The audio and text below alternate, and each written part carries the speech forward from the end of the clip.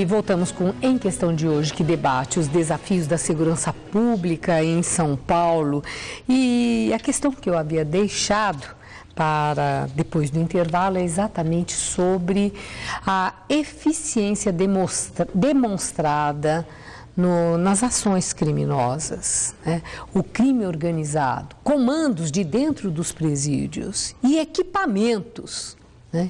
E com que os marginais têm atuado, que têm impressionado. O que é isso? Essa guerra é desigual? É guerra aparentemente perdida? Essa guerra não é só nacional, ela é transnacional.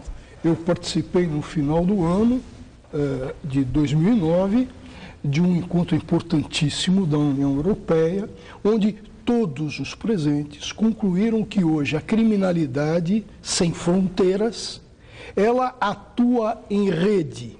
Existe como rede de neurônios, que tem toda a comunicação, são espalhados pontos por todo o planeta, de modo que qualquer organização nacional, qualquer assaltante, qualquer associação delinquencial pode ter acesso a essa rede e lá obter drogas, armas, produtos piratas. É uma enorme rede transnacional, tão potente que o czar antidrogas, que participou desse encontro das Nações Unidas, disse que essa crise financeira que ocorreu o ano passado e que a Europa sentiu tanto e os Estados Unidos mais ainda, que o sistema interbancário, vale dizer, um sistema que faz compensações de cheques entre bancos no mundo inteiro, não quebrou por causa do dinheiro da rede transnacional do crime organizado. Então nós estamos falando de uma coisa seríssima em que não adianta falar, por exemplo, que, olha, o México joga cocaína dentro dos Estados Unidos, os cartéis mexicanos, de fato. Mas os cartéis mexicanos recebem armas norte-americanas, que têm a mesma passagem pela fronteira. Então, essa criminalidade hoje, que é reticular, em rede, é a grande preocupação. Agora, independente dessa criminalidade multinacional, eu acho que eu fico muito chocado também com esse tipo de ações ousadas, eu diria. Como é que assaltam um prédio de apartamento em Higienópolis, 30 homens, 5 viaturas, armas, equipamento pesado? Eu acho que não se pode admitir isso. Agora, eu estava dizendo, quer dizer, nós não podemos ser pessimistas, ficar repetindo lugar comum.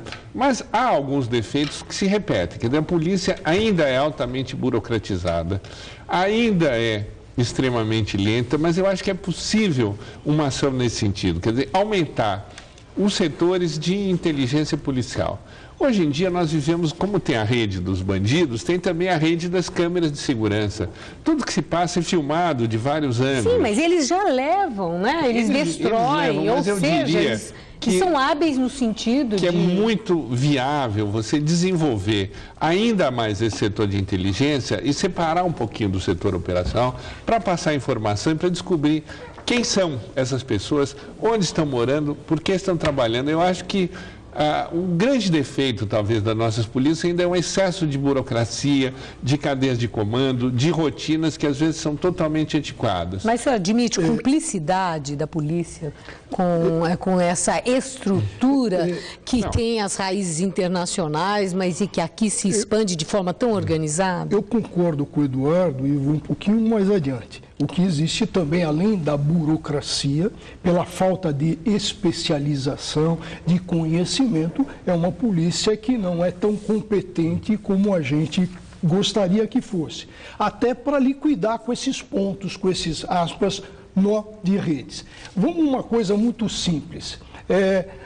Em 10 anos, a polícia italiana conseguiu apreender 3 bilhões de euros. Em 10 anos, 3 bilhões de euros.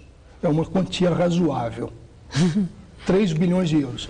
O que as polícias brasileiras, de todos os estados federados e a federal, conseguem fazer em termos de desfalcar o patrimônio do crime organizado? O que, voltando ao Ministério da Justiça, que tem um setor que cuida de segurança pública e uma Secretaria Nacional de Justiça, quanto foi repatriado de dinheiro que saiu do Brasil? Por exemplo, eu trabalho em Roma, passo sempre na porta do Hotel do Cacciola, que é um 4 estrelas, na frente de um ponto turístico de Roma. Aquilo já foi para o nome dele, já passou para o nome do filho dele, ele está preso aqui. Não tem um pedido no sentido de, e tem a cooperação internacional, ou a cooperação bilateral entre Brasil e Itália, judiciária, no sentido de se arrestar aquele bem, de se conseguir alguma coisa. Então a questão é que as polícias no Brasil ainda atuam na base de prender alguém ou fazer alguma apreensão, como se aquilo fosse exauriente, e não é chamar a televisão e mostrar. Agora, houve problema na área de recuperação de ativos, você tem razão, houve mudanças, houve denúncias, etc. Mas eu acho que nós temos que pensar o seguinte: bem ou mal, a nossa polícia tem uma tradição. Tem defeitos enormes, mas tem uma tradição. É uma polícia que precisa ser motivada, precisa ser estimulada e que, inclusive, precisa ser bem remunerada. Eu acho, se você olha na escala dos estados, o estado de São Paulo é um dos estados que paga menos bem os seus delegados. É o que pior paga. Mal, é o que não pior faz paga. Sentido isso, né? Quer dizer, o estado mais rico é o que menos paga. Do judiciário, e eles justamente é que tem que estar ali na linha de frente. Eu acho que precisa um banho de motivação para as nossas polícias, e porque a polícia funciona muito em termos de brio. Quando ela sabe que é uma grande organização, que é respeitada pelo Estado, que é respeitada pelas pessoas que querem segurança, eles podem e trabalham melhor. Olha, nós temos poucos minutos de programa, temos 4 minutos de programa, e eu gostaria que encaminhássemos para o final, destacando o que é, pontualmente, alguns dos principais desafios do governador Geraldo Alckmin, que fez promessas para a segurança pública em campanha, melhorar a condição das polícias, mais equipamento, policiamento ostensivo, tudo isso. Mas efetivamente, quais os principais desafios que podem até tirar o sono do governador Geraldo Alckmin, eleito em São Paulo? Na realidade, ele conseguiu, e isso caiu no colo do ilustre Cláudio Lembo, a crise do PCC. A crise do PCC, evidentemente, não é de responsabilidade do Cláudio Lembo, que chegou há pouco e viveu essa crise. Como enfrentar a polícia, a criminalidade organizada, uma polícia que se mostrou no mandato do governador passado, do governador Alckmin, uma polícia muito violenta, muito arbitrária e uma polícia que não está educada ainda à legalidade. Essa história... Mas isso o quê? Quando era secretário Saulo de Castro? Exatamente, criou essa cultura da violência policial. Isso gera uma insegurança nas pessoas de bem.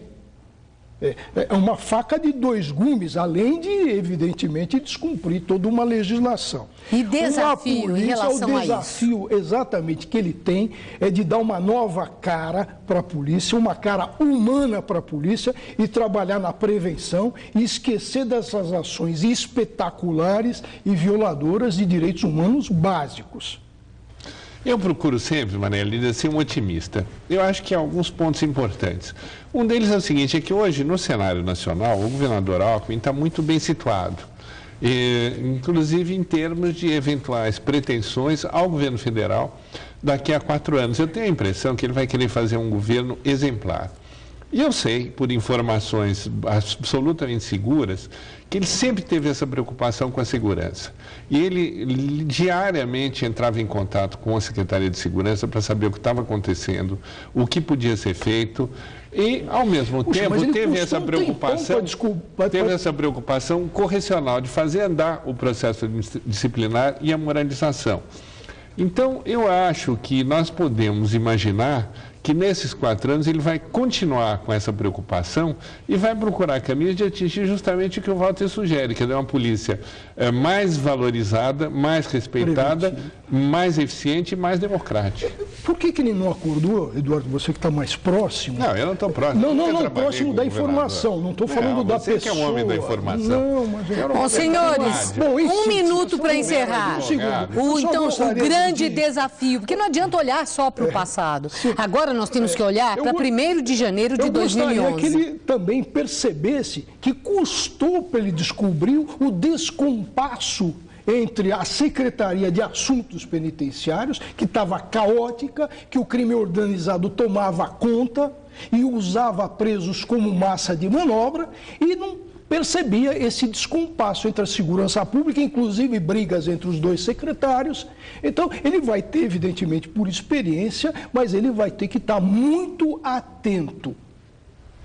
Bom, eu acho que houve crises no sistema penitenciário. Aliás, já prescreveu, né? Quando você foi corregedor e eu era secretário, isso faz quase 30 anos, já havia uma encrenca entre os assuntos penitenciários. Mas nunca nós sempre resolvemos. Nossa, não. Porque havia uma sinergia, esse problema foi se multiplicando geometricamente, e eu diria que hoje há um equilíbrio relativo, precário talvez, mas relativo. Esperamos. Senhores, termina aqui em questão de hoje, que debateu os desafios para a prevenção e combate à violência em São Paulo. Muito obrigada a essa competente, experiente bancada. Foi uma reflexão, eu não tenho dúvida, com a valiosa contribuição que nos trouxeram. E eu agradeço também a você que nos acompanhou. Uma boa noite a todos e até às 19h no Jornal da Gazeta.